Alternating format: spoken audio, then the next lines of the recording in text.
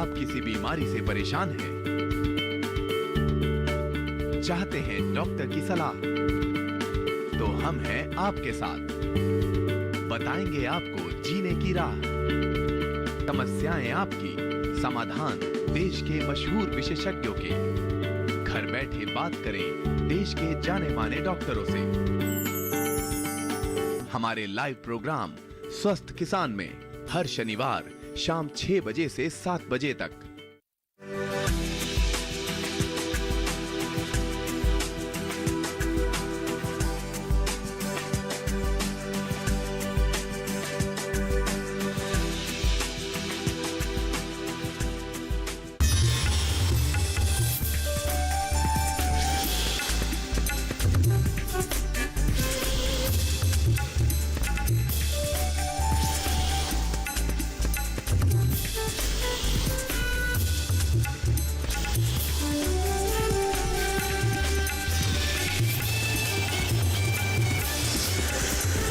TV किसान, बदलते भारत की शान।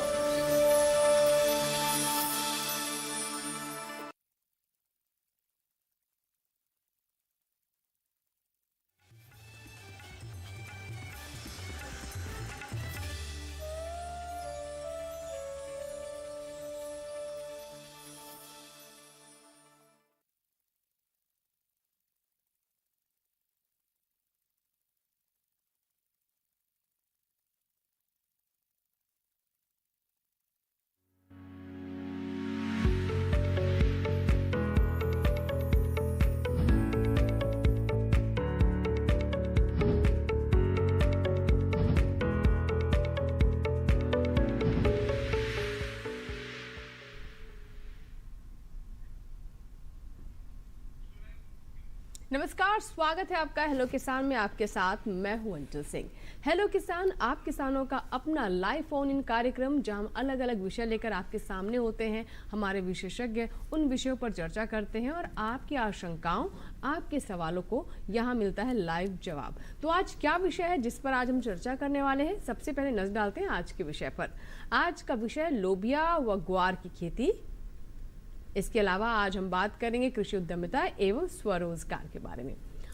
तो दोनों महत्वपूर्ण विषय हैं। लोबिया और ग्वार की खेती के बारे में बात करें तो जुलाई और अगस्त का महीना है जब इसकी बुआई की जाती है। हमारी पोषण सुरक्षा के लिहाज से भी बहुत महत्वपूर्ण है क्योंकि लोबिया और ग्वार प्रोटीन से भरपूर है, कैल्शियम में भी इनमें होता है। तो किस तरीके से हमारे किसान इसकी खेती कर सकते हैं। साथ ही हम कृषि उद्यमिता और स्वरोजगार के बारे में भी बात करेंगे। हमारे 2 टोल फ्री नंबर हैं जिनके माध्यम से आप हमें संपर्क कर सकते हैं। इन नंबर्स को नोट कर लें, 1800-113060, 1800-113061 टोल फ्री है, यानी इन पर आपका कोई शुल्क नहीं लगेगा। बस फोन उठाएं और हमारा नंबर लगाएं और आज के विषय से जुड़े हुए जो भी आपके सवाल हैं वो आप हम तक पहुंचाएं। हमारे 2 मेहमान हैं कार्यक्रम में, उनसे आपकी मुलाकात करवा देते हैं। हमारे साथ है डॉक्टर श्रीधर, आप प्रधान वैज्ञानिक है, शाकीय विज्ञान संभाग IARI पूसा, नई दिल्ली में। बहुत बहुत स्वागत है डॉक्टर श्रीधर आपका। और साथ ही हमारे साथ वर्चुअल प्लेटफॉर्म पर जुड़ रहे हैं डॉक्टर BS मीणा, प्रोफेसर है कृषि प्रसार कृषि अनुसंधान केंद्र श्रीगंगानगर, राजस्थान से। बहुत बहुत स्वागत है आपका भी बहुत कार्यक्रम में मीणा जी। तो आगे हम आपसे बात करेंगे कृषि उद्यमिता और स्वरोजगार के बारे में कि कैसे इससे हमारे युवाओं को रोजगार मिल सकता है, उन्हें अपने गांव छोड़ने की जरूरत नहीं है और कृषि को और फायदेमंद कैसे बनाया जा सकता है। तो चलिए चर्चा की शुरुआत करते हैं। श्रीधर जी, सबसे पहले मैं आपसे जानना चाहूंगी, जो लोबिया और ग्वार के बारे में बताया मैंने अभी, जिसे सब्जी के तौर पर भी और एक दलहन फसल के तौर पर भी देखा जाता है, ये हमारे पोषण सुरक्षा के लिए भी बहुत महत्वपूर्ण है क्योंकि इससे हमें प्रोटीन प्रचुर मात्रा में मिलती है और साथ ही साथ जो हमारे वो किसान जो कि इसकी खेती करना चाहते हैं उनके लिए बहुत सही समय है ताकि वो जान सके कि रुपाई करते वक्त कौन कौन सी खास बातों का ध्यान रखना चाहिए। तो इससे जुड़ी कौन सी विशेष बातें बताना चाहेंगे और क्यों ये भोजन में महत्वपूर्ण है? हाँ किसान भाइयों, आप देखिए दलहनी सब्जियों में बहुत सारी सब्जियां आती हैं और जिसमें से इस समय आपको बोने के लिए भी काफ़ी सब्जियां होती हैं, जैसे कि आप लोबिया, ग्वार, सेम, ये सब सब्जियां हैं जो इस समय बोई जाती हैं। तो इसमें आपको ज़्यादातर जो आज की चर्चा में हम सम्मिलित कर रहे हैं, लोबिया और ग्वार, ये बहुत ही महत्वपूर्ण सब्जी है जिसमें कि आपको बहुत कम लागत लगती है लेकिन फ़ायदा ज़्यादा मिलता है। और भोजन की दृष्टि से देखें आप तो जो इसमें प्रोटीन, लवण बहुत प्रचुर मात्रा में प्राप्त होता है और इसमें फाइबर जो रेशा होता है वो भी बहुत मिलता है, तो जिसकी वजह से ये भोजन को स्वादिष्ट और सुपाच्य भी बनाते हैं। दूसरी बात और मैं कहना चाहता हूँ, पोषण में इसलिए इनका महत्व है कि आप जो भी सब्जियां दाल चावल के अलावा जो भी खाते हैं उसमें और किसी चीज़ों में प्रोटीन कहाँ मिलती है। ये सब्जियों के अंदर में सिर्फ दलहनी सब्जियां ही ऐसी हैं, मटर, लोबिया, ग्वार, सेम और आपका बाकला, ये जो कुछ सब्जियां हैं जिनमें कि प्रोटीन भरपूर मात्रा में होती है और उसके साथ साथ ही लवण की भी मात्रा बहुत होती है, कैल्शियम, मैग्नीशियम, आयरन, ये जो हमारे शरीर को आवश्यकता होती है ये सब प्रचुर मात्रा में होते हैं और कम लागत पे अधिक फायदा देते हैं आपको, तो इसकी खेती बहुतायत रूप से कर सकते हैं। जी बिल्कुल, तो प्रोटीन का एक अच्छा सोर्स है, माध्यम है, जैसा कि आपने बताया, और हमारे किसानों के लिए इसकी खेती करना आसान भी रहता है क्योंकि बहुत ज़्यादा संवेदनशील फसल ये नहीं है, बहुत ज़्यादा सिंचाई की ज़रूरत नहीं होती है। तो किस तरीके से आप इसकी खेती करें और लाभ ले सकते हैं, और जिस तरीके से हम देख रहे हैं कि आज के समय में हर कोई अपने स्वास्थ्य को लेकर बहुत जागरूक है, तो ऐसे में लोबिया और साथ ही साथ जैसा कि हम बता रहे हैं ग्वार, इसकी मांग भी बाजार में देखने को मिल रही है, इन सब्जी के रूप में भी इसका लोग सेवन करना पसंद करते हैं। चलिए बढ़ते हैं आगे, से जुड़ी हमारी ये रिपोर्ट देखते हैं।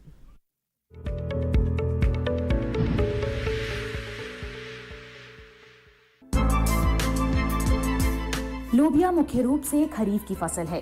लोबिया को दाल और सब्जी दोनों तरीके से खाया जा सकता है। इसके अलावा जानवरों के चारे और हरी खाद के लिए भी इसका इस्तेमाल होता है। लोबिया की खेती के लिए 21 से 35 डिग्री सेंटीग्रेड का तापमान चाहिए। दोमट मिट्टी इसके लिए बेहतर मानी जाती है, लेकिन बलुई दोमट में भी इसकी खेती की जा सकती है। इसके अलावा बरसात के मौसम में ढालू जमीन में भी लोबिया बोया जा सकता है। लोबिया के खेतों से पानी की निकासी की उचित व्यवस्था जरूरी है।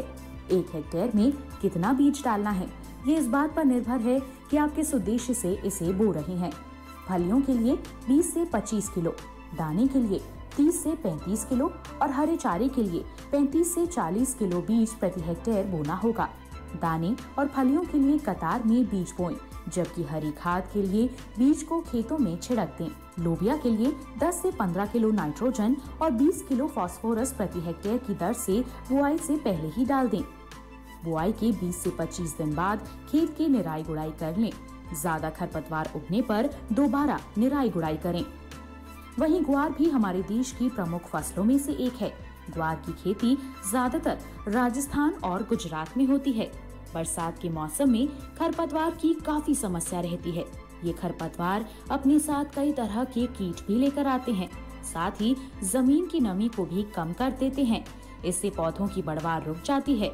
ऐसे में किसानों को चाहिए कि ग्वार के खेतों से खरपतवार निकाल दें। बुआई के 35 से 40 दिनों तक खेत को खरपतवार से मुक्त कर लें। इसके अलावा उच्च तापमान के चलते जड़ों और तने को नुकसान पहुंचने का खतरा बना रहता है। इससे जड़ें पतली हो जाती हैं और जमीन की सतह पर उनका रंग काला पड़ जाता है। पत्तियां भी पीली पड़ जाती हैं। इससे बचाव के लिए कृषि विशेषज्ञों की सलाह से उचित उपाय करें।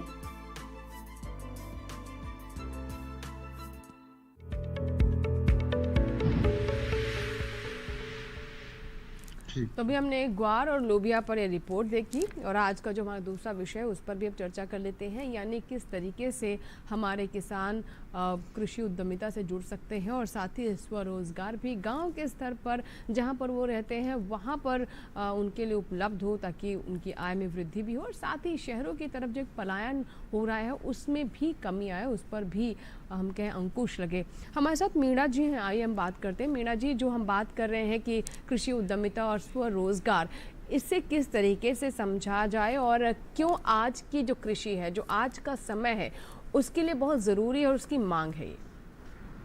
नमस्कार। जैसे कि विदित है कि हमारे देश में हमारी आबादी का लगभग 7% जो हिस्सा है किसी न किसी रूप से कृषि आधारित या तो खेती से जुड़ा है या खेती आधारित सहायक धंधों से जुड़ा है। तो देश में जो आर्थिक व्यवस्था है, अगर उसका थोड़ा सा विश्लेषण करें तो कृषि जो क्षेत्र है वही हमारी आर्थिक व्यवस्था का एक आधार है, वो हमारी रीढ़ की हड्डी है। और खेती के साथ साथ जैसे रोजगार की बात है, बढ़ती जनसंख्या को रोजगार भी पहुंचाना है और साथ में खेती की दशा सुधारनी है। और जैसे कि हमारे माननीय प्रधानमंत्री जी ने आह्वान किया है कि हमें 2022 तक खेती की आय को दोगुना करना है। जी जी। तो खेती के साथ साथ जो फसल उत्पादन है, उद्यान की फसलों का उत्पादन, उसके साथ साथ खेती के सहायक गतिविधियां हैं, जिसको कि हम उद्यमिता का रूप देते हैं कि किसी में व्यापार का रूप कैसे दिया जाए, और व्यापार के साथ साथ हम उस जो गतिविधि है उनको पहचाने और उनको हमें एक बिजनेस की तरह व्यापारिक गतिविधि के रूप में उसको स्टार्ट करें। तो हमारे जो युवा वर्ग, खासकर जो ग्रामीण क्षेत्र में जो युवा वर्ग है, जो खेती के साथ साथ जो सहायक गतिविधि है उनको अगर अपनाएं और उसको एक बिजनेस के रूप में अगर शुरुआत करें, तो जो हमारी एक तो जो गांवों में बढ़ती जनसंख्या है उसमें जो बेरोजगार की समस्या है उसको कहीं किसी हद तक हम कम किया जा सकता है। दूसरा जो आय का मुद्दा है कि खेती की आय को कैसे बढ़े, तो एक सप्लीमेंट्री आय अगर हमें खेती के साथ साथ जो फसल उत्पादन है को अगर किसी गतिविधि के साथ जोड़ कर अगर उससे भी हमें अगर हम अपना है खेती के साथ साथ, तो हमारी आय में भी इजाफा होगा और रोजगार भी मिलेगा। तो इस तरह से हमें कृषि उद्यमिता, खेती हम कर रहे हैं लेकिन हम खेती को एक व्यवसाय के रूप में शुरुआत करने की आवश्यकता है। हमारे जो भी जितने भी कार्यक्रम हैं उनमें भी ये बताया जाता है कि भाई खेती को खेती नहीं समझ कर उसको व्यवसाय का रूप देना है। और व्यवसाय में शायद अगर हम शुरुआत करें तो खेती आधारित सहायक गतिविधियां, बहुत सारी गतिविधियां जिसकी हम चर्चा कर सकते हैं, उनको अगर अपनाएं युवा वर्ग, तो उसमें कहीं न कहीं हम खेती की जो आय है उसको भी बिल्कुल। तो यानी बिल्कुल आपने जैसे कहा कि इसे आप खेती जो पारंपरिक तौर पर करते आ रहे हैं उससे एक नया रूप देने की ज़रूरत है, इसे एक व्यवसाय समझें। और प्रत्यक्ष और अप्रत्यक्ष रूप से बहुत सारे सेक्टर हैं जो कि इस क्षेत्र से जुड़े हुए हैं, उनकी आजीविका इसके ऊपर निर्भर करती है। और अगर इसमें कृषि उद्यमिता और स्वरोजगार की जो हम बात कर रहे हैं इस दिशा में और मजबूती से बढ़ा जाए तो हमारे किसानों की आय दुगनी ज़रूर होगी, ये निश्चित मान के चलिए। और जो किसान है जो अभी तक बाजार के लिए अक्सर होता है कि बाजार उन्हें उतना अच्छा नहीं मिल पाता है, वो उत्पादन तो कर लेते हैं, फसल अच्छी कर लेते हैं, लेकिन उस हिसाब से उनको भाव नहीं मिल पाता है। तो ये जो उद्यमिता की हम बात कर रहे हैं या स्वरोजगार की बात कर रहे हैं, इससे कई तरह के उनके सामने विकल्प होंगे, अवसर होंगे जिन्हें पहचानना जरूरी है। इस पर और विस्तार से हम बात करेंगे, लेकिन उससे पहले आइए देखते हैं रिपोर्ट।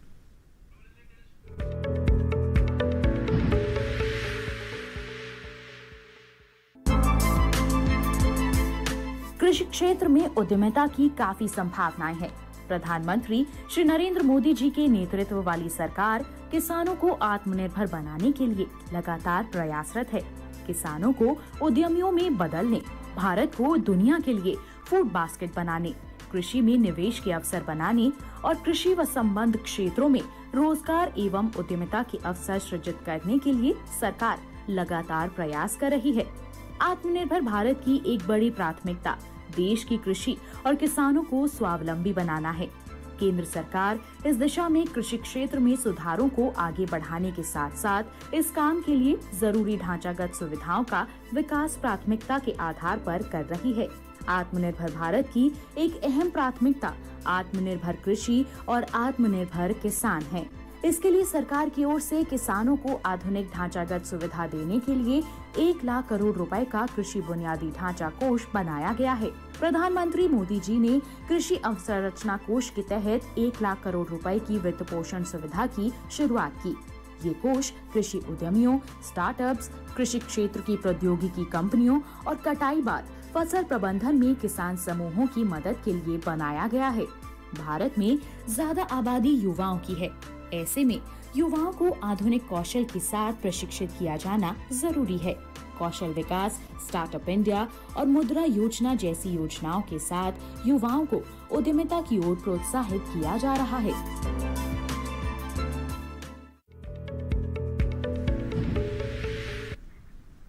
बिल्कुल, भारत को फूड बास्केट में तब्दील करना और हमारे किसान आत्मनिर्भर हों, ये सरकार का सपना है। इसको लेकर कई तरह के महत्वपूर्ण कदम उठाए जा रहे हैं, लेकिन युवा इसकी बहुत महत्वपूर्ण कड़ी है। युवाओं को समझना होगा कि किस तरीके से कृषि में नए नए अवसरों को तलाश कर सकते हैं, स्वरोजगार कर सकते हैं। और जैसा कि प्रधानमंत्री का भी कहना है कि आज का युवा जॉब सीकर नहीं बल्कि जॉब क्रिएटर बने, यानी अपने स्तर पर वो रोजगार का सृजन करे ताकि अन्य लोगों को भी रोजगार मिल सके।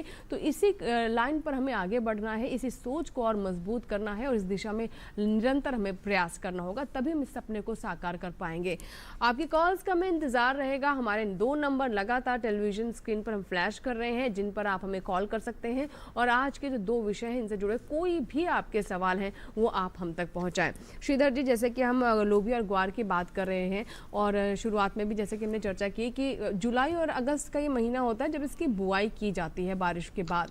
तो अब बताएं कि जिन किसानों ने जुलाई में कर लिया उनके लिए तो ठीक है, उनके लिए क्या क्या सावधानी है आगे वो आप बताएंगे, लेकिन अभी अगस्त में जो किसान योजना बना रहे हैं ग्वार और लोबिया की फसल के लिए, उन्हें क्या सलाह देना चाहेंगे? बिल्कुल, किसान भाइयों हम उनके लिए भी बात करेंगे जिन्होंने इस फसल की बुआई जुलाई के माह में कर ली है और जो अभी आगे करना चाहते हैं वो अगस्त के माह में बुआई करेंगे, तो उनके लिए भी बात करेंगे। तो पहले मैं ये बात कर लूँ कि जिन्होंने अभी बुआई करनी है उनके बारे में बात कर लें। तो आप सबसे पहले तो ये तैयारी रखें अपनी कि खेत की बिल्कुल अच्छे से तैयारी करें। जो भी आप 2-3 जुताई करके बढ़िया सा खेत तैयार करें जिसमें कि खरपतवार वगैरह ख़त्म हो जाएं, और उसके बाद अगर आपके पास उपलब्ध है तो 20 से 25 टन प्रति हेक्टेयर हम लोग कहते हैं कि सड़ी हुई गोबर की खाद हो, कंपोस्ट खाद हो या जो भी आपके पास उपलब्ध हो, आपका केचुए की खाद हो, तो वो आप खेत में अंतिम जुताई के समय में अच्छी प्रकार से मिला करके उसको खेत को बिल्कुल समतल बना के तैयार कर लें। तैयार करने के बाद आपको ये देखना है कि उसमें 20 से 25 किलो नाइट्रोजन और 50 से 60 किलो फास्फोरस, तो लगभग हम ये कहें कि 150 किलो डीएपी या 100 से 125 किलो म्यूरेट ऑफ पोटास, ये आप अपनी खेत में बुआई के 1 दिन पहले ही खेत में डालें।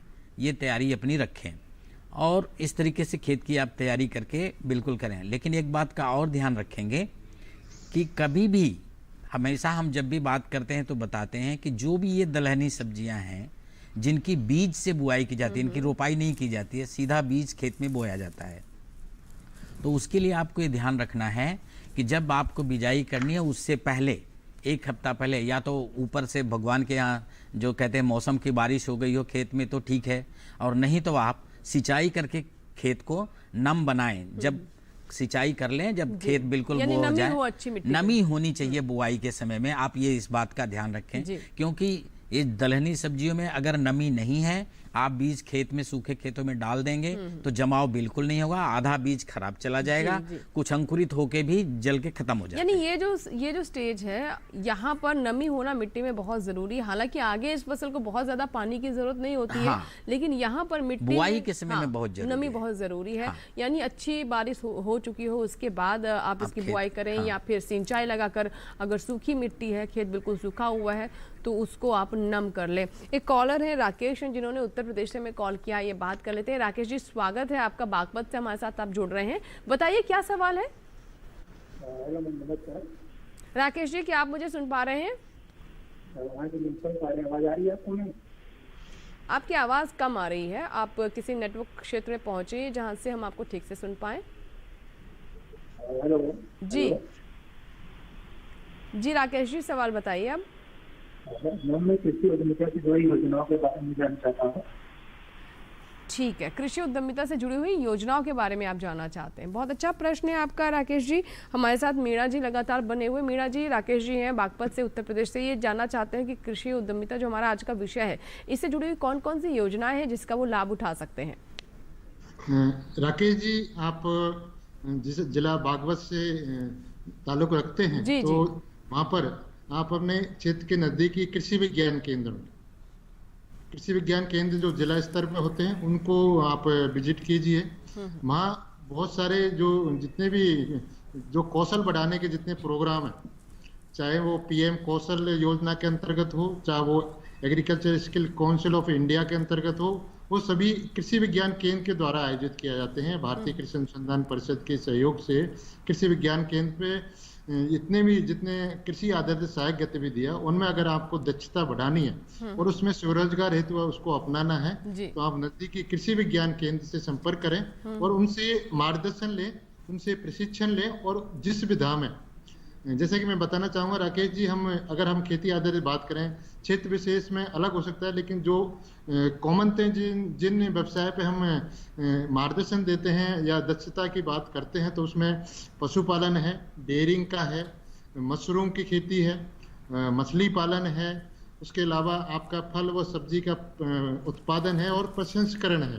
तो ये बहुत सारे ऐसे बकरी, जिसमें पशुपालन में जाएंगे तो बकरी पालन है या भेड़ पालन है, या उसके अलावा जो आपके क्षेत्र विशेष में अगर ऐसी कोई सहायक गतिविधि है जिसको हम रोजगार के लिए अपनाया जा सकता है, तो वहाँ के जो कृषि विज्ञान केंद्र हैं, कृषि विभाग है, उन्होंने पहले से ही उस पर वो काम करते हैं कि साहब हमारे क्षेत्र में ये हमारा प्राथमिक स्वरोजगार क्या गतिविधि है और उस पर हम प्रशिक्षण आयोजित करते हैं।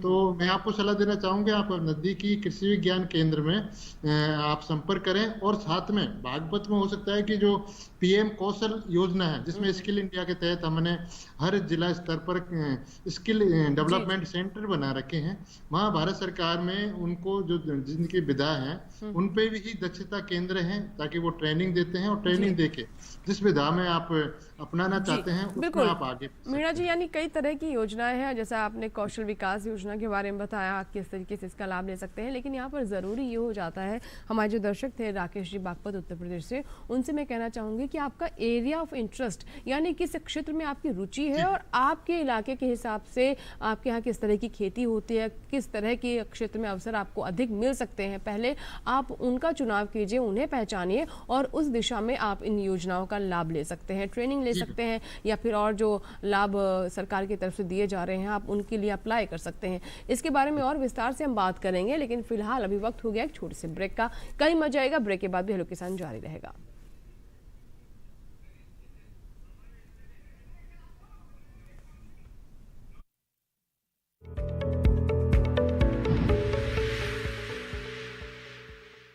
अरे भाई, सुना नहीं क्या? केसीसी ने किसानों का जिंदगी बदल दिया है। देश के छोटे किसान 1,60,000 रुपए तक का कर्ज बिना किसी गारंटी को ले पाएंगे।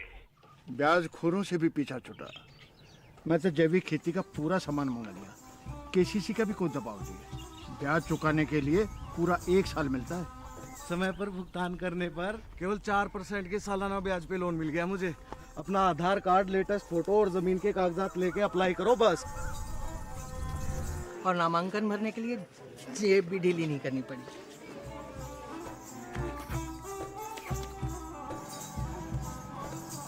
चाचा, उधार चुकाने के 24 घंटे के बाद उतने ही पैसे वापस निकाल सकते हैं। केसीसी ने किसानों की जिंदगी वाकई बदल दी है। तो आप भी किसान क्रेडिट कार्ड अपनाएं और सहजता से ऋण पाएं। ब्रेक के बाद एक बार फिर आपका स्वागत है। आप देख रहे हैं हेलो किसान। आज हम बात कर रहे हैं कि किस तरीके से ग्वार और लोबिया की आप खेती कर सकते हैं। इसके अलावा कृषि उद्यमिता और स्वरोजगार के बारे में भी हम चर्चा कर रहे हैं। लगातार दर्शक हमें कॉल कर रहे हैं, आपकी कॉल्स का इंतजार है।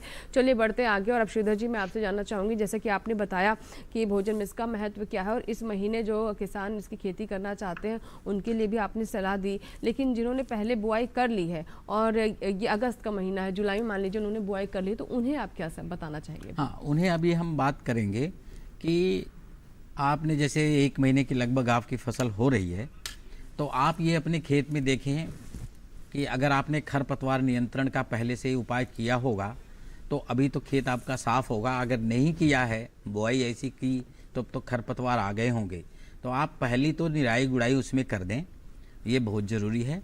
और इसके बाद निराई गुड़ाई करने के बाद आप देखें कि अगर उस खेत में कहीं कहीं अगर मोज़ेक का प्रकोप दिखाई दे रहा हो, पत्तियों पे पीलापन आ रहा हो, मोज़ेक आप जानते हैं वायरस रोग होता है, अगर कहीं शुरुआत में दिखाई दे रहा है तो आप हो सके तो उसको खेत से निकाल के गड्ढे में दबा दें। और अगर ज़्यादा फैल गया है तब तो फिर आपको कंट्रोल करने के लिए दवाइयों का स्प्रे करना पड़ेगा।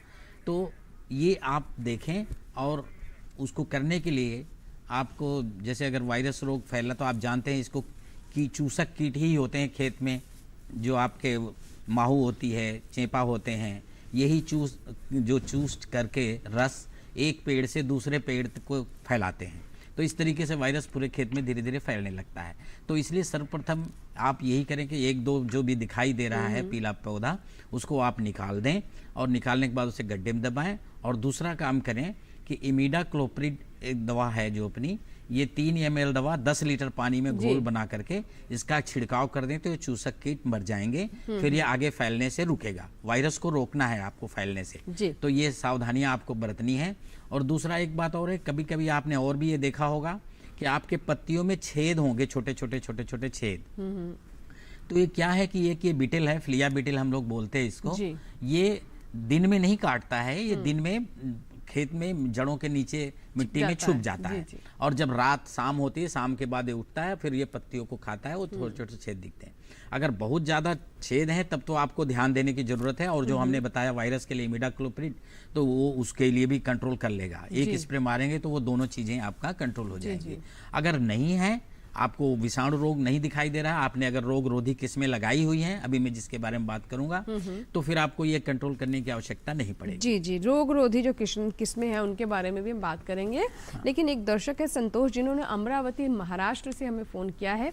संतोष जी, स्वागत है आपका हेलो किसान में। बताइए क्या प्रश्न है। संतोष जी, मुझे सुन पा रहे हैं आप? हेलो संतोष जी, क्या आप तक मेरी आवाज पहुंच पा रही है? नमस्कार मैडम जी, पहली बात तो फोन लग गया तो मेरे को बहुत खुशी हो गई। जी, हमें बहुत खुशी होती है अपने दर्शकों से बात कर। बताइए क्या सवाल है। हाँ पहुंच पा रही जी, प्रश्न बताएं संतोष जी। संतोष जी, मेरा सवाल ऐसा है मैडम कि मुझे मधुमक्खी पालन का रोजगार उपलब्ध करना है। जी ठीक है, बहुत बहुत अच्छा प्रश्न है आपका और बहुत अच्छी सोच है, बहुत अच्छा विचार है आपका। ये मधुमक्खी पालन आप करना चाहते हैं। हमारे साथ मीणा जी हैं। मीणा जी अमरावती से हमारे दर्शक हैं। संतोष जी जो कह रहे हैं कि उन्हें मधुमक्खी पालन करना है, तो इन्हें क्या सलाह देंगे आप? कैसे शुरुआत करें और सरकार की तरफ से किसी तरह का अनुदान, ट्रेनिंग कहाँ से प्राप्त कर सकते हैं? अमरावती से हैं ये। संतोष जी, सबसे पहले मैं आपको बताना चाहूँगा कि जब सहायक गतिविधि की बात करें तो मधुमक्खी पालन भी एक बहुत ही अच्छा जो आय का स्रोत हमारे लिए हो सकता है और स्वरोजगार का साधन बन सकता है। रही बात के जो मधुमक्खी हम पालन करते हैं उसके लिए हमें उनको आर्टिफिशियल रूप से उनको रियरिंग करनी होती है, मधुमक्खियों को पालना होता है जी। और उसके लिए बहुत सारे यंत्र काम आते हैं उसमें, जिसको कॉलोनी एक बॉक्स बोलते हैं, वो होता है। बहुत सारे उसके साथ औजार आते हैं और इन सब के लिए शुरुआत करने के लिए हमें दक्षता बढ़ानी होती है, कौशल विकास करना होता है, उसकी ट्रेनिंग लेनी होती है जी। और ट्रेनिंग लेने के लिए हमें सबसे पहले, जैसे मैं पहले भी निवेदन किया था कि हमें जो वहाँ की आपकी स्थानीय, अगर आप अमरावती से बोल रहे हो तो वहाँ कृषि विज्ञान केंद्र है या उद्यान विभाग के माध्यम से अगर वहाँ प्रशिक्षण आयोजित होते हैं। कृषि विज्ञान केंद्र में ASCII agriculture skill council of India के माध्यम से मध्यम अवधि के लगभग 1 महीने की ट्रेनिंग प्रशिक्षण दिया जाता है मधुमक्खी पालन पर। तो आप उन कृषि विज्ञान केंद्र से संपर्क कीजिए और उनका अपना जो इच्छित जो आपका उद्यम है मधुमक्खी पालन से बात कीजिए। और फिर जब भी उनका कोई कार्यक्रम ऐसा बनता है प्रशिक्षण का, तो उस प्रशिक्षण में आप भाग लीजिए। बिना प्रशिक्षण के आप इसको शुरुआत नहीं कर पाओगे, क्योंकि इसमें थोड़ा सा जोखिम भी रहता है और रिस्क भी रहती है, क्योंकि ये एक मधुमक्खी है, हमें एक जानवर और कीट के साथ में व्यवहार करना होता है, उसके साथ उसको पालना होता है, तो हमें इसको दक्षता प्राप्त करनी है। अब रही बात कि कैसे शुरू करें, इसमें कॉलोनी हमें सलाह देते हैं कि कॉलोनी में ये पाली जाती है और 1 कॉलोनी से लेके 4 कॉलोनी, 10 कॉलोनी, 20 कॉलोनी, कैसे भी आप शुरुआत कर सकते। अगर मैं आपको सलाह दूं कि लगभग अगर आप 4 कॉलोनी के साथ भी करते हो तो ये आर्टिफिशियली बढ़ती रहती है। और जहाँ तक इस पे स्कीम की बात करें तो खादी बोर्ड है, खादी बोर्ड जो भी डिस्ट्रिक्ट स्तर पर होते हैं या जनरल लेवल पर होते हैं, उनसे आप संपर्क करें, वहाँ उनकी योजना होती है मधुमक्खी पालकों के लिए। दूसरा है कि आपका कृषि विज्ञान केंद्र है, वहाँ आपको प्रशिक्षण के साथ साथ वहाँ उनकी स्कीम में उद्यान विभाग के माध्यम से आपको प्रति कॉलोनी उस पर अनुदान प्राप्त होता है। एक जो किसान है उसको 4 कॉलोनी के लिए या 4 से अगर आप बीपीएल में हो या किसी विशेष वर्ग से हो तो उसको 10 कॉलोनी तक के भी उसमें अनुदान मिल जाता है। लगभग एक कॉलोनी की लागत हमें 2000 रुपए के आसपास पड़ती है, वैसे बाजार में वो 4000 के आसपास होती है। और आप अपने ज्ञान के आधार पे अगर आप उसको शुरुआत व्यवसाय करोगे तो आप चाहे 4 कॉलोनी से शुरू कर सकते हो या 10 कॉलोनी से शुरू कर सकते हो। अगर आप तो इससे आप आगे बढ़ सकते हो। और उसके साथ मधुमक्खी से जो मिलने वाला शहद है और शहद के साथ बहुत सारे और उत्पाद मिलते हैं जिससे आप अपनी उसका आय को बढ़ा सकते हो। बहुत ही अच्छा एक स्वरोजगार का साधन जी बिल्कुल। जैसा कि आपने बताया कि आप मधुमक्खी पालन कर तो सकते हैं, लेकिन क्योंकि इसके बॉक्सेस होते हैं, जो डब्बे होते हैं जिन्हें आप बता रहे हैं कि कॉलोनी होती है जी, तो इसके लिए बहुत ज़रूरी हो जाता है कि आप सही तरीके से इसका प्रशिक्षण लें और कृषि विज्ञान केंद्र को भी आप संपर्क कर सकते हैं क्या। और अगर आप पारंपरिक फसलें ले रहे हैं उसके साथ अगर भी लगाना चाहते हैं यानी मधुमक्खी पालन करना चाहते हैं तो इससे आपको जो आपकी फसलें हैं उन पर भी बहुत सकारात्मक प्रभाव देखने को मिलेगा। और ये आय का अतिरिक्त बहुत अच्छा एक जरिया है, एक साधन है जो कि आज के हमारे किसान इससे अपना सकते हैं। अमित श्रीधर जी, आपसे जानना चाहूँगी लोबिया और ग्वार के बारे में। जैसे कि आपने बताया कि कुछ रोग प्रतिरोधी जो किस्में हैं उनके बारे में भी हमारे किसान चयन कर सकते हैं, चुनाव कर सकते हैं, विचार कर सकते हैं। क्या बताना चाहेंगे किस्मों के बारे में? अब किसान भाइयों जानते हैं आपकी किसी भी फसल उत्पादन में किस्मों का सबसे प्रमुख स्थान होता है। अब आपने कौन सी किस्म चुनाव की है, कौन सा लगाया है, उसके उपज के ऊपर निर्धारण होता है। तो आपको मैं एक पहले लोबिया के बारे में बात करूं। लोबिया की किस्में जो हमारे उत्तर भारत के मैदानी क्षेत्र हैं यहाँ के लिए बहुत सारी किस्में निकाली गई हैं, हमारे पूसा संस्थान से भी निकाली हैं। तो मैं पूसा की 2 किस्मों के बारे में बात करता हूँ। हमारे यहाँ से पूसा कोमल है जो सबसे पहले निकाली गई थी, और उसके बाद एक दूसरी किस्म है पूसा सुकोमल, और एक तीसरी किस्म है अभी जो हमने भारत सरकार ने उसको विमोचित किया जिसको मैंने बनाया है, उसका नाम दिया है पूसा धरणी।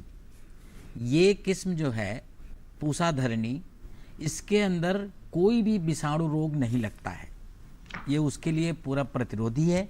और इसके साथ ही साथ इसके ऊपर एक पत्तियों पे आपने धब्बा देखा होगा आता है, वो सर्कोस्पोरा लीफ स्पॉट हम बोलते हैं, वो भी बिल्कुल नहीं आता है। तो ये जो दोनों बीमारियां हैं जिसकी वजह से आपको कई सारे रासायनिक चीज़ों के छिड़काव करने पड़ते हैं, दूसरी किस्मों का आपने लगाया है उस पर आती हैं, तो अगर आपने इस किस्म को लगाया है तो आपको अमूमन कोई रासायनिक छिड़काव करने की आवश्यकता ही नहीं पड़ेगी। चूंकि आपने बुआई कर ली है तो वो हमारे किसान भाई को मैंने बता दिया, अगर ऐसा दिख रहा है तो वो रासायनिक दवा का उपचार करके इसको रोक सकते हैं। लेकिन जिन्होंने अभी बुआई करनी है तो वो हो सके तो पूसा धरणी किस्म है हमारे संस्थान में भी प्राप्त हो जाती है। और हमारे किसी भी क्षेत्र में इसका चुनाव किया जा सकता है, मतलब भौगोलिक स्थिति कैसी है इसका ये तो नहीं देखना पड़ता। ऐसा है कि ये हम बोले हैं क्या है कि हमारे जो उत्तर भारत के मैदानी क्षेत्र हैं यहाँ पे ज्यादा इसकी खेती की जा सकती है, क्योंकि क्या है कि हमारा जो संस्थान बेंगलोर में है वहाँ की किस्में, वहाँ भी है 2-3 किस्में अच्छी हैं, जैसे अर्का गरिमा है, अर्का सुमन है, अर्का सुविधा है। तो वो किस्में जब हम उत्तर भारत में ले आते हैं, बोते हैं, और ये जो हमने किस्में अभी नाम ली हैं ये सब बौनी किस्म है, इसको आपको बेल चढ़ाने की जरूरत नहीं पड़ती है। इनकी बस ज्यादा से ज्यादा 1.5 से 2 फीट हाइट होती है, तो आपको कोई सहारे की देने की जरूरत नहीं है। तो जब हम वहाँ की बेंगलोर की वैरायटी उत्तर भारत में लगाते हैं तो वो उसमें वो बेल फेंक देती है। तो इसकी वजह से हम ये कहते हैं कि इधर की जो किस्में हैं इधर लगाएं तो ज्यादा आपको होगा, और जो दक्षिण भारत की किस्में हैं वो उस इलाके में कर्नाटक, आंध्र प्रदेश, महाराष्ट्र और तमिलनाडु उधर लगाएं तो बहुत अच्छा आएगा। जी जी बिल्कुल। तो बहुत महत्वपूर्ण बात आपने कही कि क्यों कई बार ये होता है कि हमारे जो किसान आपस में बात करते हैं और कहीं से सुन लेते हैं कि इस किस्म का ज़्यादा उत्पादन है या ज़्यादा लाभ है, और वो अपने क्षेत्र में उसका इस्तेमाल कर लेते हैं और वैसे परिणाम नहीं मिलते, क्योंकि आपके यहाँ की जलवायु, आपके यहाँ की मिट्टी हो सकता है दूसरे क्षेत्र से भिन्न हो और उस तरह से आपको उसका लाभ ना मिल सके। इसीलिए आपके क्षेत्र की जो किस्में हैं उन्हीं का ही चुनाव करें ताकि अच्छे आपको रिजल्ट मिल सके। इसी के साथ ही हमारे लिए वक्त हो गया एक छोटे से ब्रेक का। ब्रेक के बाद भी हेलो किसान जारी रहेगा, कहीं मत जाएगा, बने रहे हमारे साथ। छोटा सा ब्रेक।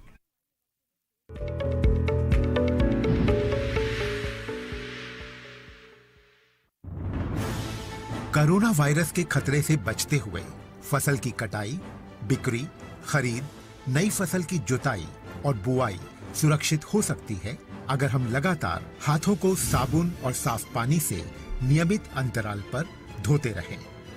नाक, मुंह को मास्क, गमछे या कपड़े से ढक कर रखें। आंख, कान, नाक, मुंह न छुएं। आपस में 2 गज की दूरी बनाए रखें। मास्क और 2 गज की दूरी के मंत्र को अभी हमें छोड़ना नहीं है। फसलों की बुवाई एवं कटाई करते समय आपस में कम से कम 2 गज की दूरी बनाए रखें। फसल की कटाई करने के बाद छोटे छोटे ढेरों में इकट्ठा करें। कृषि के औजारों की समय समय पर सफाई करें। एक दूसरे के साथ औजारों की अदला बदली न करें। श्रमिकों के शौचालयों और हाथ धोने की जगह की ठीक से सफाई जरूरी है। बुआई, कटाई एवं मड़ाई के दौरान इस बात का ध्यान रखें कि इन स्थानों के आसपास कोई थूके नहीं। कंबाइन, हार्वेस्टर, थ्रेशर, जुताई और बुआई की मशीनों को इस्तेमाल से पहले साफ करें। मशीनों के इस्तेमाल से पहले और इस्तेमाल के बाद हाथ साबुन से साफ करें। वाहनों, बोरियों, थैलियों और पैकिंग के दूसरे सामान की साफ सफाई पर भी खास ध्यान दें। खरीद केंद्र पर आने से पहले किसानों एवं श्रमिकों की जांच। खरीद केंद्रों पर भीड़ न लगाएं एवं किसानों को बारी बारी से बुलाएं। गोदामों पर खरीदी हुई फसल को लेने में शीघ्रता करें ताकि किसानों एवं श्रमिकों को रुकना ना पड़े। कोरोना के खतरे से बचाव और अधिक जानकारी के लिए आरोग्य सेतु ऐप डाउनलोड करें। देश में खाद्य सुरक्षा के ये सिपाही भोजन की निरंतर उपलब्धता को सुनिश्चित करते हैं। किसान स्वस्थ रहें तभी हम कोरोना वायरस से जीत पाएंगे, आगे बढ़ पाएंगे। किसान सबल, देश प्रबल।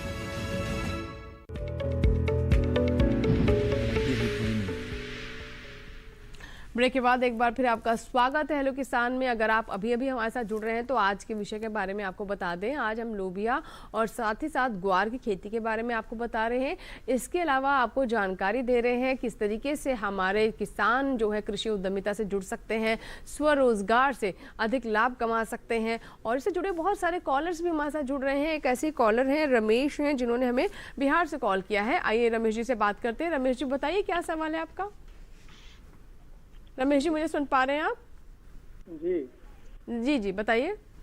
जी तो मुझे तालाब खुदवाना है और मछली पालन करना है सरकार की तरफ से। मछली पालन खुदाना है और मछली पालन। जी ठीक है। लखीसराय से आप हमारे साथ बिहार से। मीना जी ये मछली पालन करना चाहते हैं और शायद अपने खेतों में ही तालाब खुदवाना चाहते हैं, तो इसके बारे में क्या कोई योजना है, कैसे इस दिशा में ये आगे बढ़ सकते हैं, क्या बताना चाहेंगे? जैसे कि आप मछली पालन करना चाहते हो, मछली पालन जैसे हम समुद्रों से मछली निकालते हैं ऐसे ही हम इनलैंड फिशरीज भी कर सकते हैं, जिसमें हमारा जो पानी है, खेत का जो पानी है उसको पॉन्ड बना के इकट्ठा किया जाए और इकट्ठा करने के बाद में उसमें भी मछली पालन किया जाए। जैसे कि ये बता रहे थे कि हमें पॉन्ड बनाना है, तो पॉन्ड बनाने के लिए जैसे कहीं कहीं बहुत सारे राज्य सरकार में ये है कि डिग्गी के लिए बजट अलॉट करते हैं, अनुदान दिया जाता है। और फार्म पॉन्ड जिसको हम खेत पॉन्ड भी बोलते हैं, खेत तो वो भी उसके लिए भी अनुदान राज्य सरकार से मिलता है उनको। जो अगर पानी की बरसात अच्छी होती है उधर और अगर खेत में पानी इतना इकट्ठा हो जाए कि उस जो पॉन्ड है उसमें कम से कम 4 फीट पानी होना जरूरी है उस मछली पालन के लिए।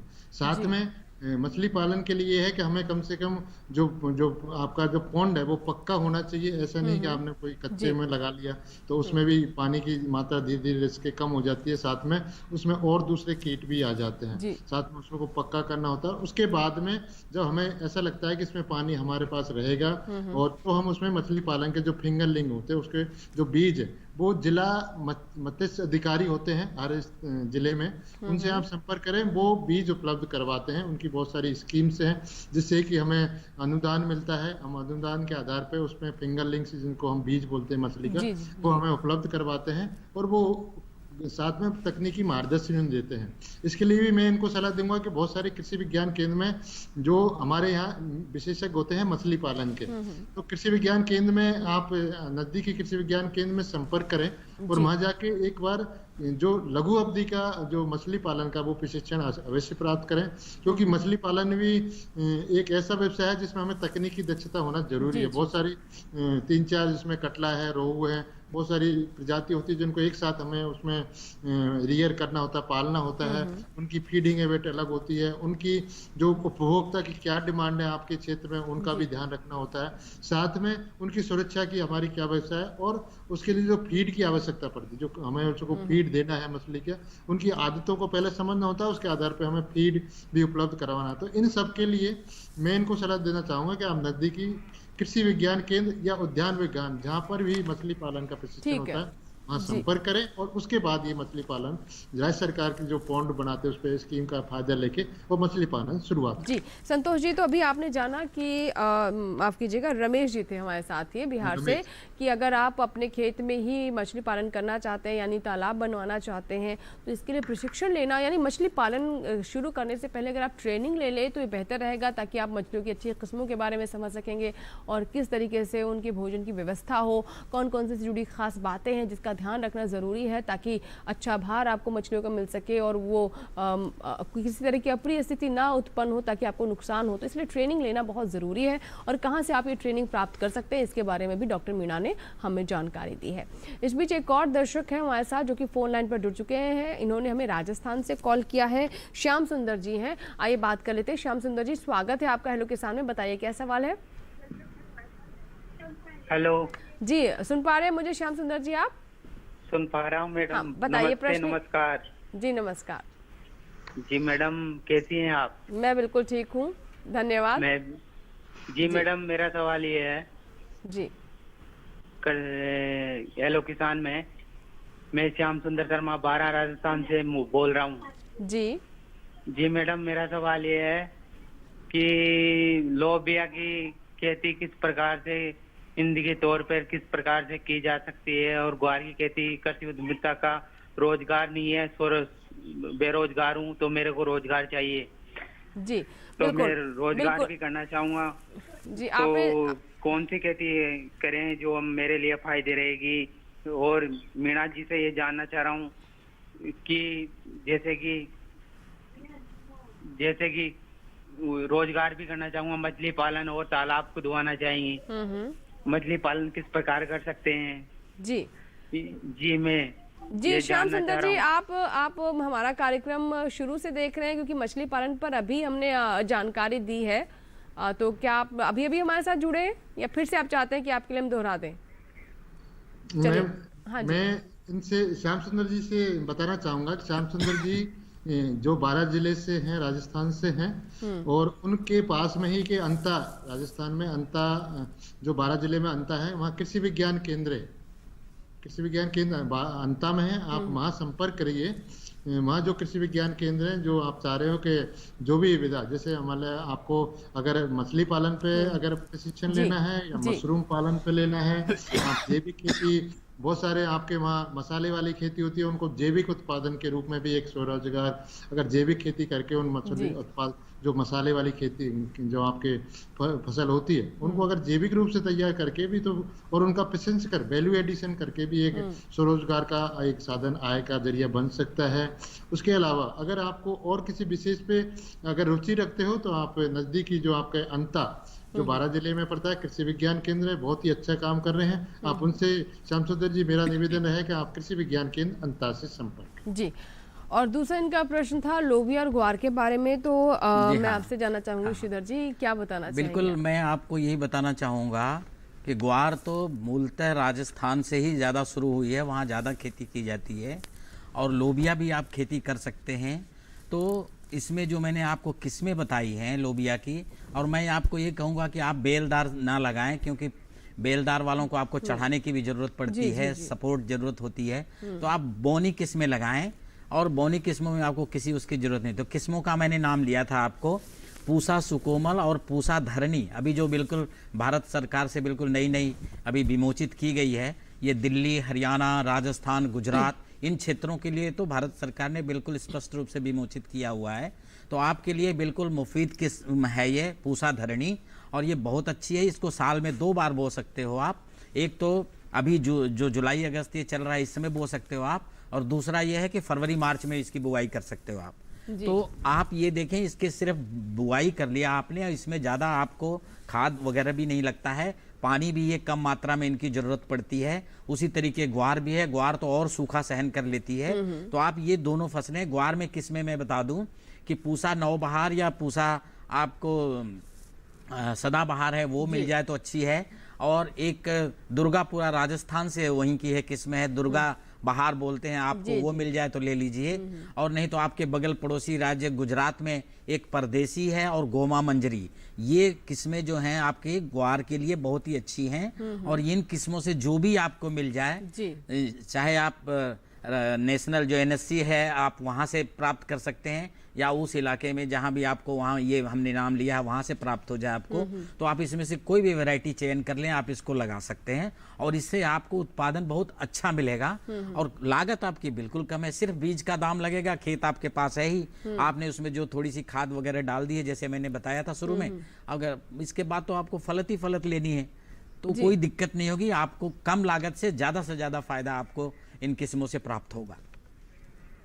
एक कॉलर है हमारे साथ तेलंगाना से, इन्होंने हमें फोन किया है, आइए बात कर लेते हैं। हेलो जी, नमस्कार, बताइए क्या सवाल है आपका? मैडम, मेरे को डेयरी पालन में और मत्स्य पालन में कुछ जानकारी चाहिए। मेरा डेयरी मैनेजमेंट का डिप्लोमा हो गया इसमें। आपने डेयरी मैनेजमेंट का डिप्लोमा किया हुआ है? हाँ, डेयरी मैनेजमेंट का डिप्लोमा किया इसमें। जी, बहुत अच्छी बात है। आप बहुत जागरूक किसान लग रहे हैं, प्रगतिशील किसान हमें समझ आ रहे हैं। हम मीणा जी से बात कर लेते हैं। मीणा जी, जैसे कि इन्होंने बताया कि डेयरी मैनेजमेंट में इन्होंने कोर्स भी किया हुआ है, पढ़ाई की हुई है, तो अगला स्टेप तो इनके लिए स्वरोजगारी बनता है। तो आप इन्हें क्या बताना चाहेंगे कि डेयरी मैनेजमेंट से किस तरीके से ये लाभ ले सकते हैं, और मछली पालन के बारे में भी जानना चाहते हैं। हालांकि बहुत सारे दर्शकों को हम बता चुके हैं इसके बारे में, लेकिन क्योंकि तेलंगाना से आप हैं कि वहाँ के अनुसार क्या इनके लिए अवसर हैं, प्लीज़ इसके बारे में बताएं। आप तेलंगाना से हैं, मैं इनको बताना चाहूँगा कि डेयरी एक बहुत ही अच्छा व्यवसाय आय के लिए देख लीजिए, या आप जो मिल्क और मिल्क आधारित जितने भी उत्पाद हैं उनकी हमारे डिमांड रहती है और उससे हम आय का जरिया बना सकते हैं। जैसे कि आपने एक डिग्री हासिल कर रखी है और आप उसका ज्ञान भी प्राप्त है, तो आप डेयरी को एक मैनेजमेंट व्यवसाय के रूप में अपनाना चाहते हो, तो उसके लिए 2-3 तरीके आप अपना सकते हैं। सबसे पहले ये है कि राज्य सरकार की नाबार्ड के सहयोग से जब आप बड़ा प्रोजेक्ट अगर डेयरी का एक प्रोजेक्ट बना के देते हो, तो नाबार्ड के सहयोग से बैंक के माध्यम से आपको आर्थिक सहायता मिल जाएगी और आप एक प्रोजेक्ट के माध्यम से इस बिजनेस को शुरू कर सकते हो। दूसरा तरीका यह है कि अगर आप नाबार्ड की तरह की एक स्कीम है agree clinic and agri business centres, उसमें भी आप एक 45 डेज का एक प्रशिक्षण हम आयोजित करते हैं। बहुत सारे NTI मैनेज हैदराबाद ने बना रखे हैं और बहुत जगह उनका प्रशिक्षण आयोजित किया जा रहा है। www.manage.gov पे जाके आप अपना पंजीकरण करवाइए, और जितनी भी जो आपके तेलंगाना की जो NTI है जो इस एग्रीकल्चर में काम करती है, उन पर अपना पंजीकरण करवा के वो 45 दिन का प्रशिक्षण देते हैं, जिसको ACN ABC स्कीम के तहत वो प्रशिक्षण होता है। उस पर जब आप उसको संपन्न कर लोगे तो उसमें फिर नाबार्ड के माध्यम से 25 लाख तक की का एक प्रोजेक्ट के माध्यम से आप बैंक में सबमिट करा सकते हो, और उस पर 35 से लेके 45% तक आपको आर्थिक अनुदान भी मिलता है, और आप एक अच्छा व्यवसाय शुरू कर सकते हो। जब आप प्रशिक्षण प्राप्त करके सफल प्रशिक्षण प्राप्त कर लोगे तो वो एक व्यवसाय शुरू कर सकते हो।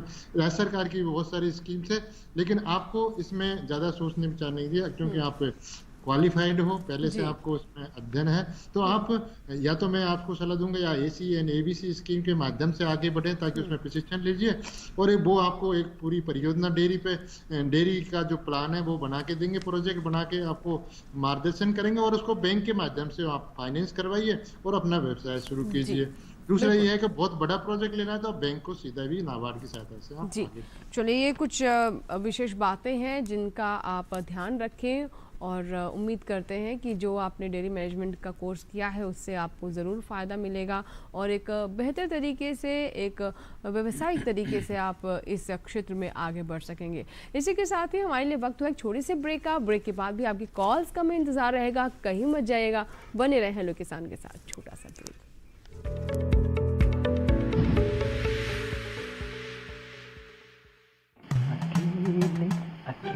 अरे वाह भैया, अकेले अकेले। अरे तू भी ले, पर खाएगा कैसे?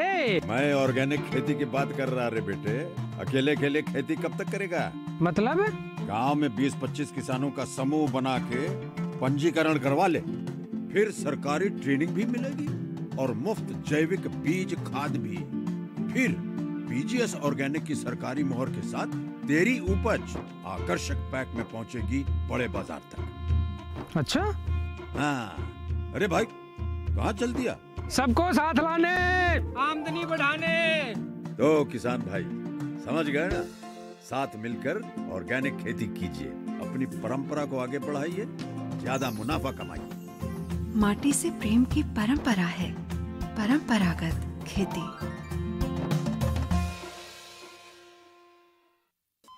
अरे सुन तो। मुझे क्या सुनाना चाहते हो? जो सुनाओ मेरी सौतन को। किसको? अरे वही तुम्हारा मोबाइल फोन जिससे सुबह शाम दिन रात चिपके रहते थे और कहते थे किसान कॉल सेंटर से बातें हो रही हैं। अच्छा ये बात है। हाँ क्यों, क्या हुआ? अब बात नहीं होती क्या? अब तो झट से बात हो जाती है। ऐसा क्या? हाँ, अब तो ज्यादा लाइनें और खास तकनीक के कारण खेती के माहिरों से तुरंत बात हो जाती है। और अगर कभी लाइन व्यस्त हो तो अपनी समस्या फोन पर रिकॉर्ड करा दो, वहाँ से फोन आ जाता है और समस्या की हल का मैसेज भी आ जाता है। ये देखो आ गया। अरे वाह, इसका मतलब इंतजार की घड़ी अब खत्म। हाँ। तभी मैं सोचूं कि आजकल मुझ पर इतना प्यार क्यों आ रहा है। कृषि संबंधी समस्याओं का अपनी भाषा में तुरंत हल पाने के लिए पूरे भारत में किसी भी फोन से हेल्पलाइन नंबर पर संपर्क करें। किसानों का दोस्त किसान कॉल सेंटर।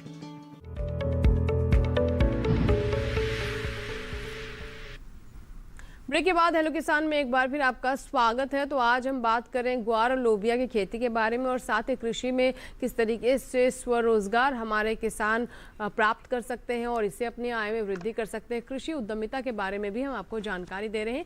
इस बीच एक दर्शक हमारे साथ फोन लाइन पर जुड़ रहे हैं, आइए उनसे हम बात करते हैं। Hello hello.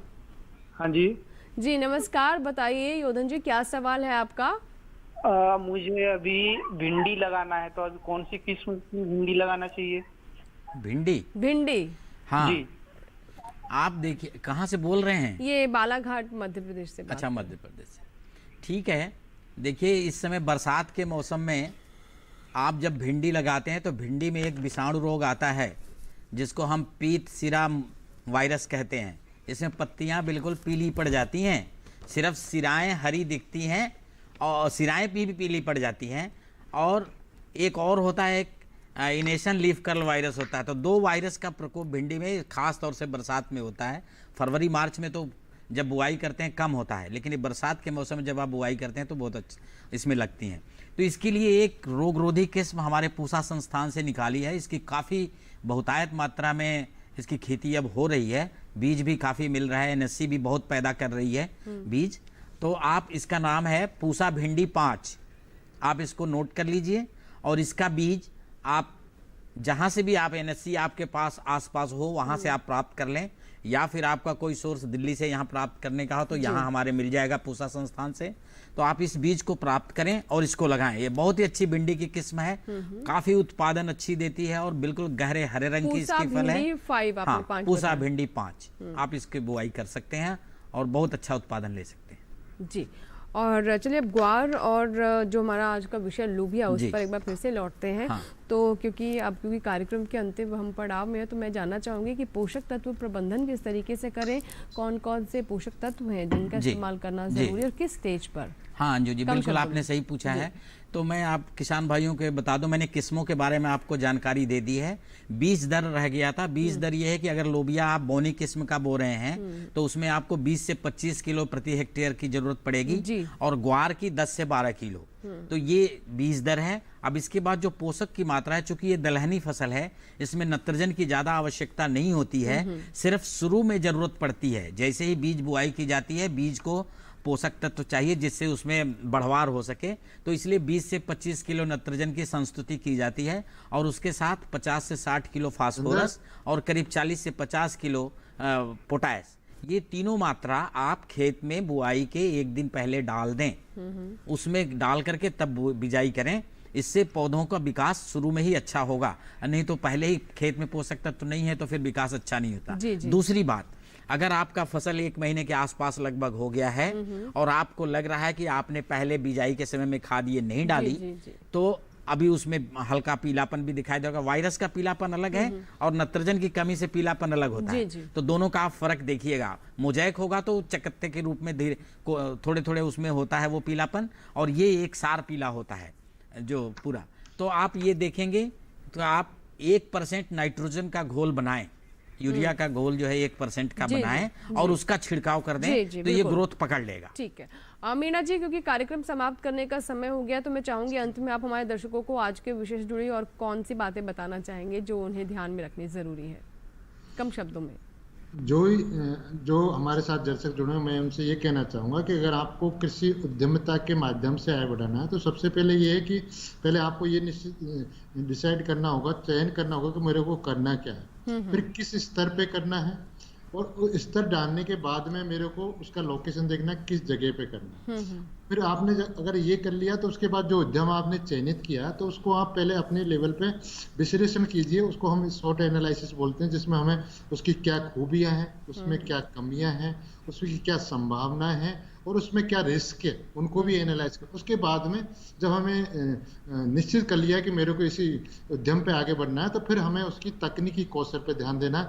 नज़दीकी जो भी कौशल केंद्र हैं, जो भी प्रशिक्षण संस्थान है, उन पे जाके उनका तकनीकी मार्गदर्शन लेना है, और तकनीकी मार्गदर्शन लेने के बाद में एक परियोजना के आधार पर एक प्रोजेक्ट बनाइए, और प्रोजेक्ट के माध्यम से अगर आपको आर्थिक अनुदान की आवश्यकता है तो उसको बैंक में दीजिए और फिर अपना व्यवसाय शुरू कीजिए, ताकि किसी भी स्तर पे अगर आपको कोई समस्या आती है तो उसके लिए तकनीकी मार्गदर्शन के लिए बहुत सारे आपको कृषि विज्ञान केंद्र हैं, बहुत सारे संस्थान हैं जो इन विधाओं में प्रशिक्षण आयोजित करते हैं। जी, बहुत बहुत शुक्रिया मीना जी हमसे जुड़ने के लिए और हमारे दर्शकों के सवालों के जवाब देने के लिए। आज के विषय पर इतनी विस्तार से आपने चर्चा की और हेलो किसान के माध्यम से हमारे दर्शकों तक, किसानों तक जानकारी पहुंचाई। बहुत बहुत धन्यवाद आपका। Thank you. डॉक्टर श्रीधर, आप भी हमारे साथ लगातार बने रहे, आपने बहुत महत्वपूर्ण जानकारियां दी, आपका भी बहुत शुक्रिया। धन्यवाद। और इसी के साथ ही आज के हेलो किसान में फिलहाल इतना ही, लेकिन कल का हमारा विषय क्या है, आइए डालते हैं उस पर नजर।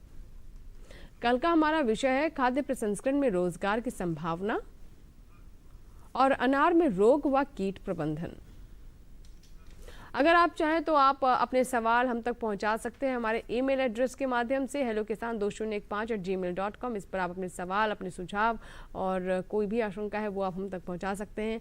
और अगर आप चाहें तो आप फेसबुक के माध्यम से भी हमसे जुड़ सकते हैं। हिंदी में टाइप करें, सर्च बॉक्स में हेलो किसान, हमारा पेज खुल जाएगा जिसे आप फॉलो कर सकते हैं मैसेंजर के माध्यम से, या फिर वॉल पर भी अपने सवाल साझा कर सकते हैं। और इससे भी आसान तरीका है हमारा हेलो किसान कॉल सेंटर नंबर 1800-113-060।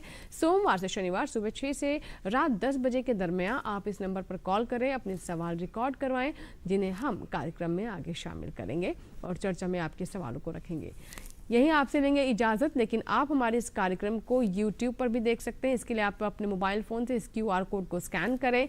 हमारा DD किसान का YouTube चैनल आप इस QR कोड के माध्यम से प्राप्त कर सकते हैं अपने मोबाइल पर। और हमारे इस कार्यक्रम को अगर आप चाहें तो दोबारा भी देख सकते हैं। पुराने हमारे इसके एपिसोड भी आप YouTube पर प्राप्त कर सकते हैं। दीजिए इजाज़त, नमस्कार।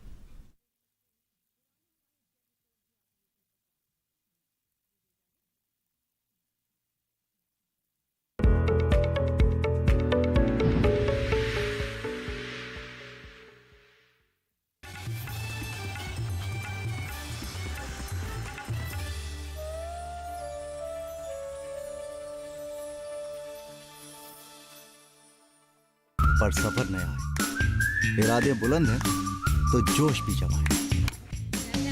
पहाड़ किनारे हिम्मत न हारे। अरे यार, इस सफर में अगर गंगा के साथ यमुना का भी दीदार होगा तो कुछ राहों में शायद आपका भी घर होगा। मेरी मंजिल भी आप, मेरा मकसद भी आप। जिस गंगा के संग हूं मैं, उस गंगा की पहचान भी आप। तो आज मैं पहुंच गया हूं एक बहुत ही खूबसूरत जगह। तो जनाब तैयार रहिए, आ रहा हूं मैं आपके द्वार पे दस्तक देने, आपका स्नेह और सहयोग दोनों लेने। तो देखना ना भूलिएगा, रग रग में गंगा, एक निर्मल अविरल यात्रा आपके अपने और राष्ट्र के सबसे बड़े चैनल दूरदर्शन नेशनल पर 21 अगस्त से हर शनिवार और रविवार शाम 8:30 बजे।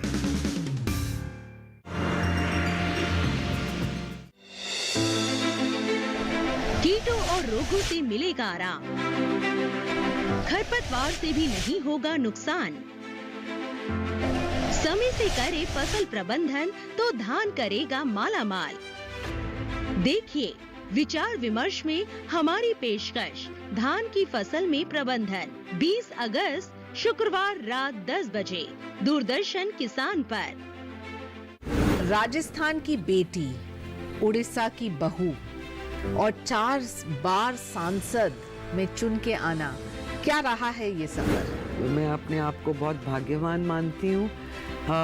मेरी शादी हुई एक प्रसिद्ध राजनीतिक परिवार में उड़ीसा में, और मेरे दादा ससुर पहली लोकसभा के में सांसद थे, उसके बाद उड़ीसा के मुख्यमंत्री रहे।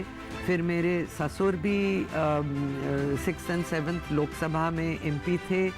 उसके बाद मैं तीसरी पीढ़ी हूँ जो पार्लियामेंट में सांसद हिसाब से हूँ।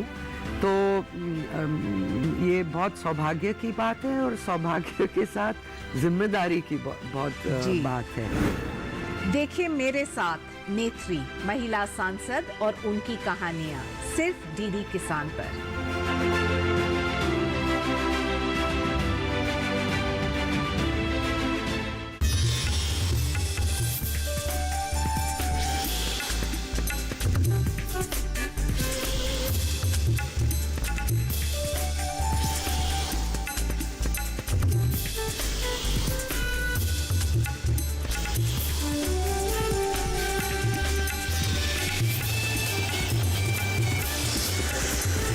DD किसान, बदलते भारत की शान।